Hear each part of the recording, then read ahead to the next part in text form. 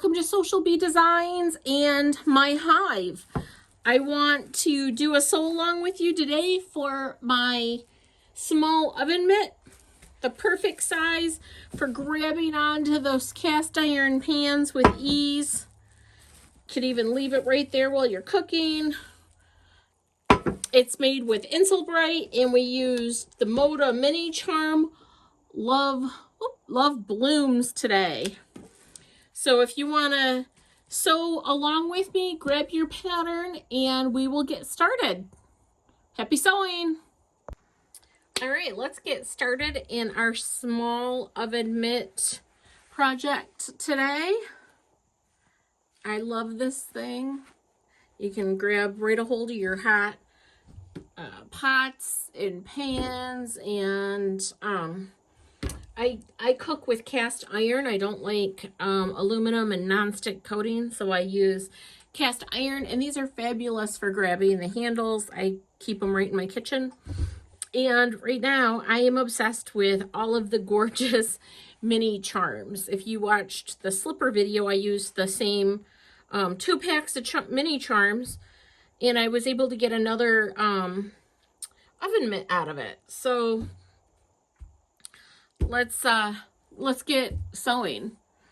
The first thing you're gonna need is well, you'll need your pattern. So here's your pieces.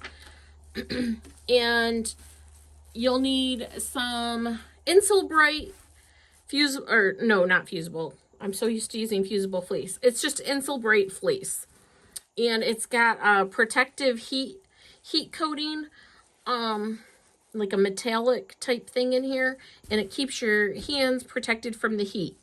Now, I only use 1 layer. You can use 2 layers, or you can use it with a layer of cotton batting. It's really up to you and your choice. I don't seem to have a problem. I'm not sitting there playing at the stove and holding on to it for a long time. And I use a lot of heavy things. So 1 layer of the Insulbrite is fine for me. If you don't have Insulbrite, you could use 2 layers of cotton batting. Just know you're not going to have the protection that you would have with the Insulbrite. I bought this mini charm pack from Moda called Love Blooms, and realized I have 0 Valentine kitchen accessories, and we're decorating for Valentine's right now. It's January 2025.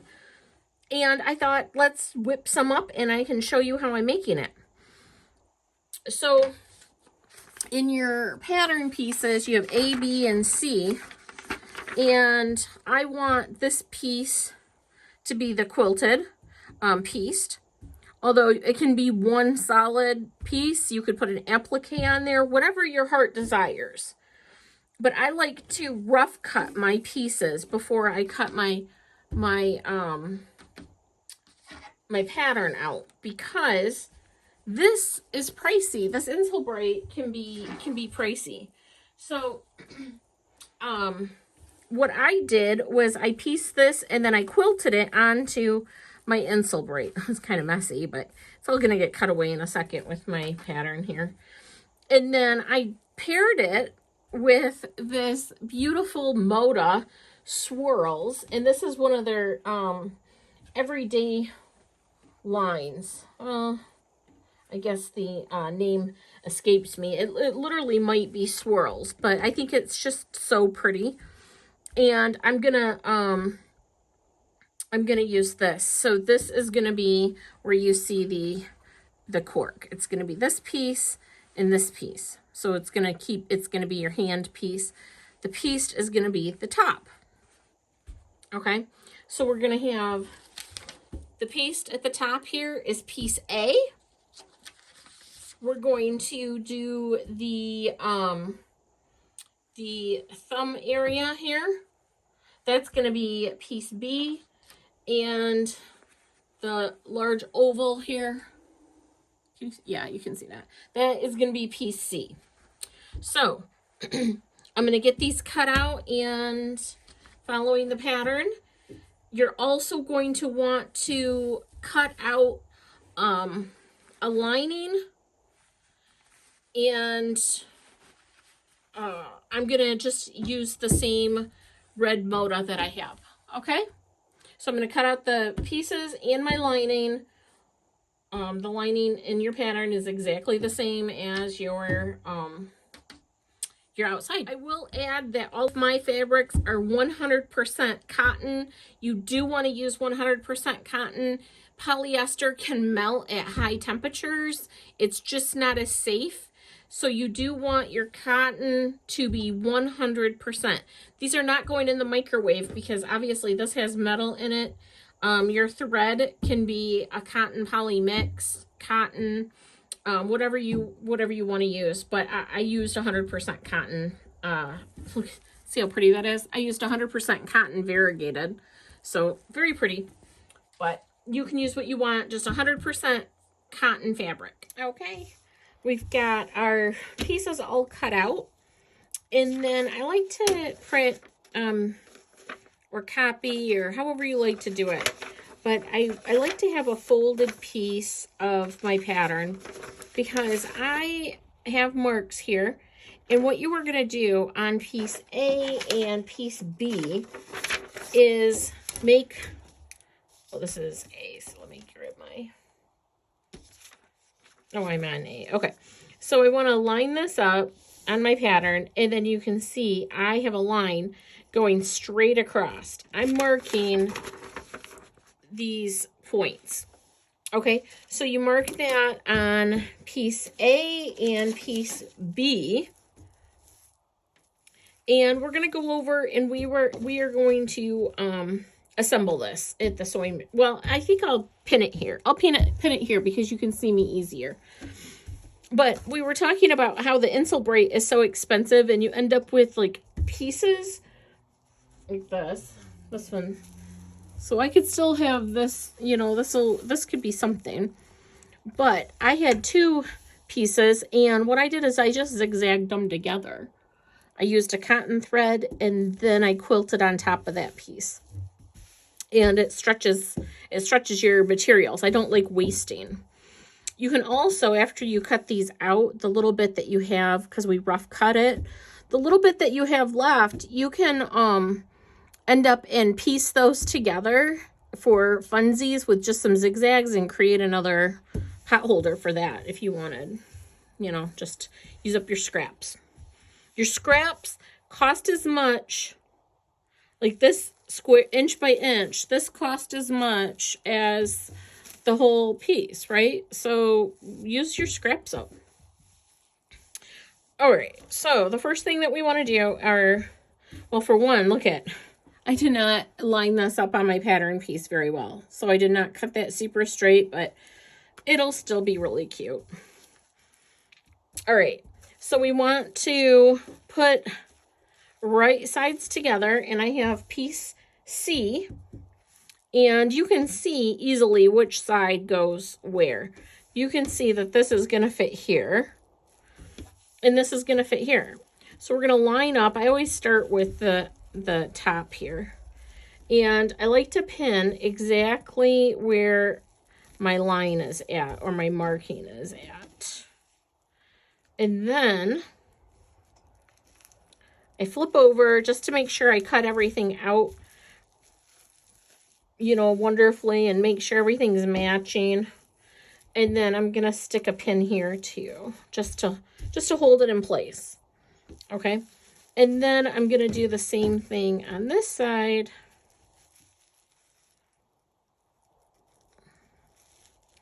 And I'm going to pin it where it's meeting, where my line is at,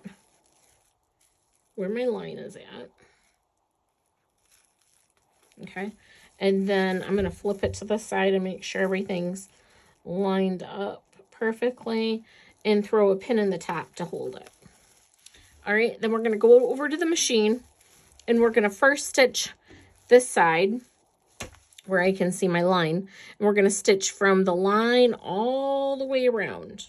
Okay, and then we're going to fold this out of the way, and we are going to stitch from this line all the way around and back stitch at the beginning and end. All right, let's go to the machine. Okay, here we are going to start stitching, and I'm gonna start with this side. I did move one of my pins. I guess you shouldn't pin both sides at the same time here. I'm not paying attention because I do have to pin it. Now, you have a choice. You can, if you want it to be a little bit bigger, you can use a 1/4 inch seam allowance. If you want to use a 3/8 inch seam allowance, it's still going to be plenty big enough to fit. And I am going to use close to the edge of my presser foot because I just like sewing that way, and it turns out well. So I'm going to use the edge of my presser foot, and I am going to back tack here.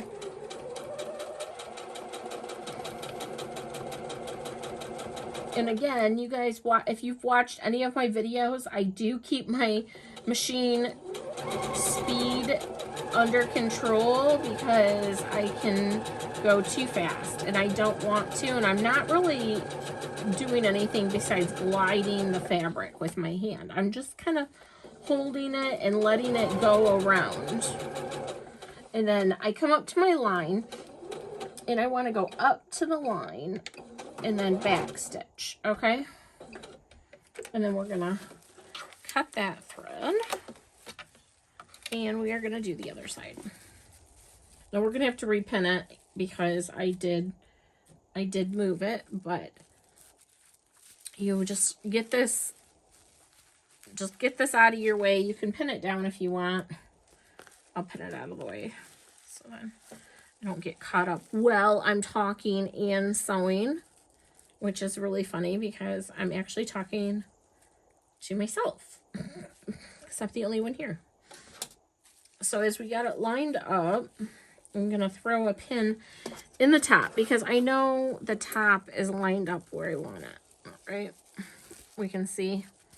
Now I'm going to come down to this side at my marking, and I'm going to pin that, and then I'm going to come to the other side at my marking, and I'm going to pin that. All right, so I'm going to start on this side, and I'm going to get my foot right in there. Now, you don't want to back up too much because if you back up too much, you're going to hit this seam. And what you want to do is you want to butt your seam right up to that one, but you don't want to sew it down, okay? So I take a couple stitches forward, and I can feel where that is.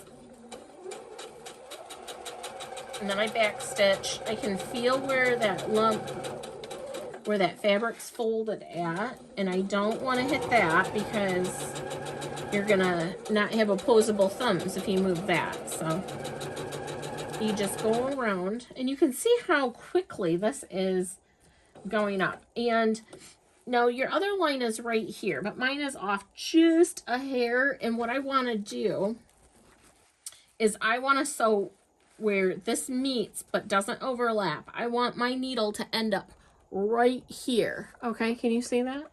Yeah, I want my needle to end up right here when we're done. So I'm just kind of feeling it, and I'm gonna stitch until I feel my needle go right there. And then I'm always a needle position away because on this FOF, I have the Passport 2.0. When I hit reverse, it likes to go forward one stitch, and I just know that about my machine. And then I'm just gonna go up. I'll do one more back, and I will cut.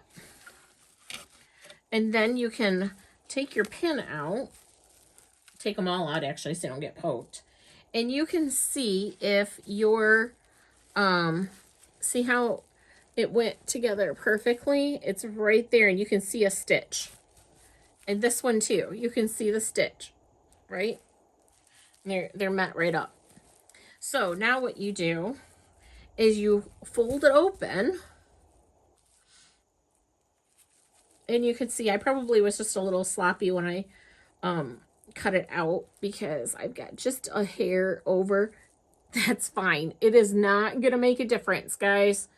what we're going to do is we are going to start from where we ended our stitches, and we're going to stitch straight down using the same seam allowance we just used, okay? And back tack, back stitch at each spot. And then we'll go this way. Make sure everything's lined up. And I can feel it where I want it to end. And then I'm gonna cut that, okay? And you know that you did it right if you're opening it up, there's no gaps. And my little trimmers are gone, so we'll go over and we will go over and trim the threads and turn it right side out and give it a good press. But first, before we go to the ironing board, we are going to do the exact same thing to the lining, okay? Do the exact same thing that we just did. We'll do it to the lining, and then, like I made the mistake on purpose, we're just gonna trim this up. We'll do that back at the cutting table. We'll just, oh, there we go. We'll just give this a trim, and I can show you if you make an error like I did, where you cut probably a little sloppy or crooked. It'll fix itself. So do the lining. Okay, so let's take a look at what we have. We attached the front and the outer.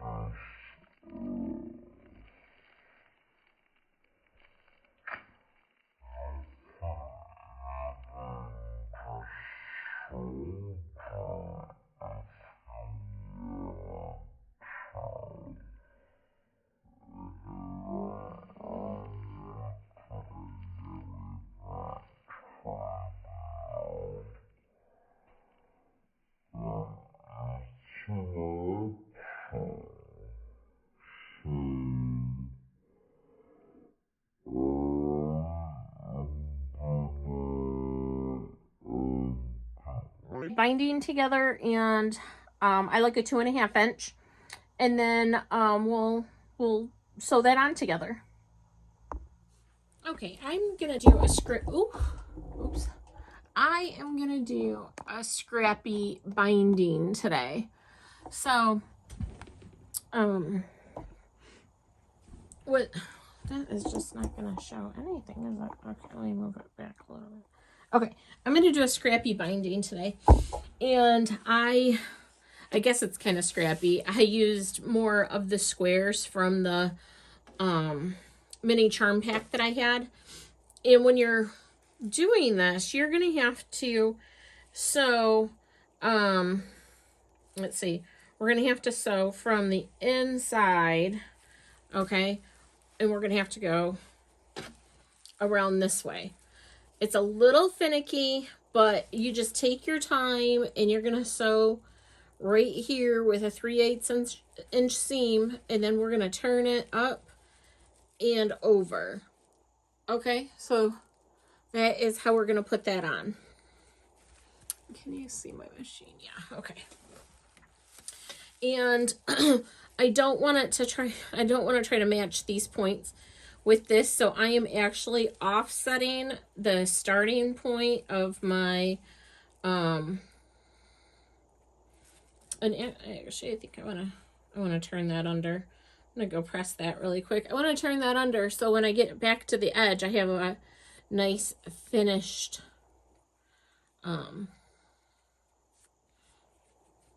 let's see, how am I gonna put it on there? I want it to be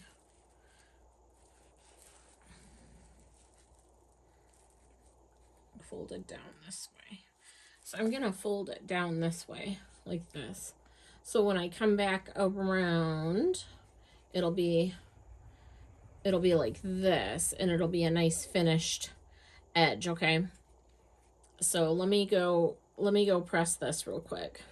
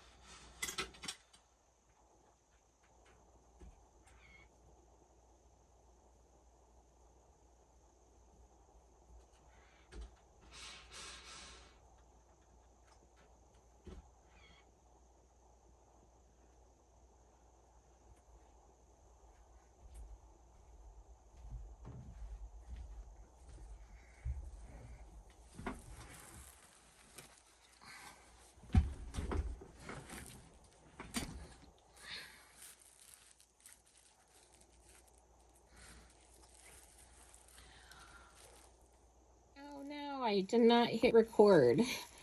So here is the binding attached. And what I did is, here's where I folded that down and created a little pocket. And I was able to slide this piece in. And I sewed it like this from the inside. Okay.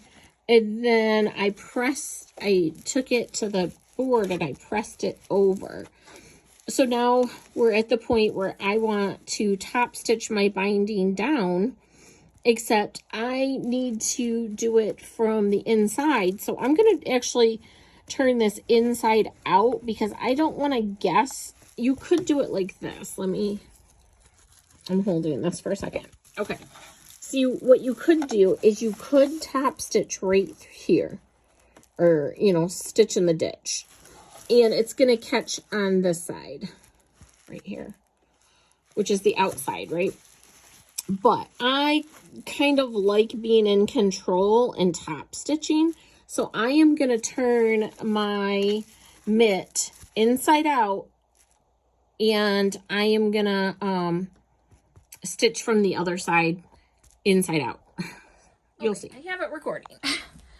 So now the mitt is inside out. And I have my binding on, and I'm going to stitch on the top stitch. This is the outside, and it's just the easiest way to get to it. I always start on the thumb side because that is the inside, right? This is my outside. This is my inside. I want to start on the thumb side so then you don't see my back stitches. So I'm going to just maneuver this in here, and I'm going to increase my stitch length a little bit because I'm going through a lot of layers and I'm top stitching. And actually I want to go back to the middle. I'm going to go with a 3.0.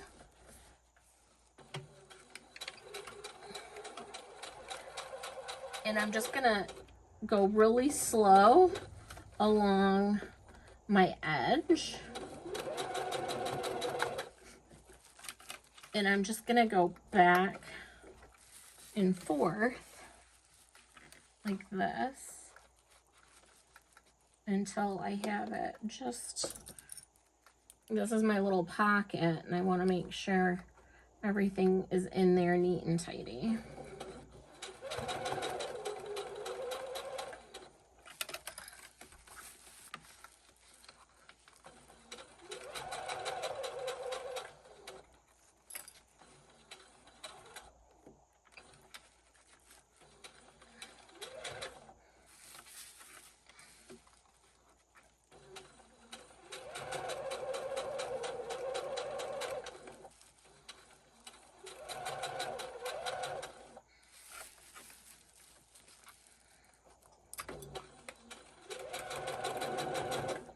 This fabric line is so cute.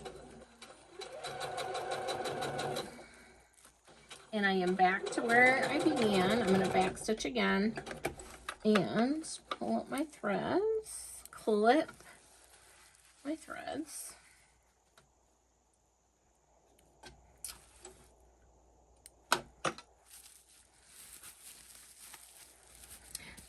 This is funny. I forgot to change my bobbin.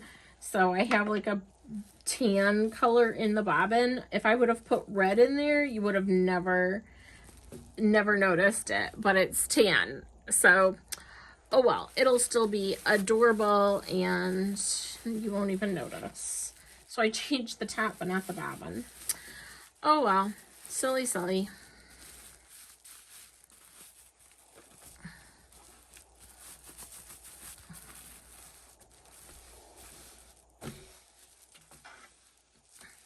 See how nice that looks when you do it from the inside.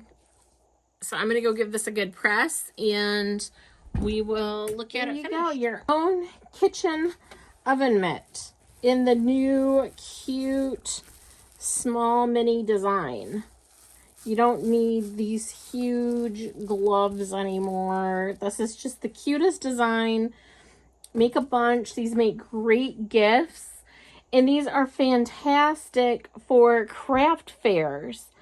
I'm going to start a whole series and tell you what I think about the craft shows that I went to this fall and what I liked, what I didn't like, and what I think is going to be big sellers. So grab this pattern and start making these because this is for sure a winner. I did not see one mini oven mitt through all the craft shows that I hit this year. Not one. That'll be a great seller. All right. Thanks for sewing with me, and we will do it another day. Bye-bye.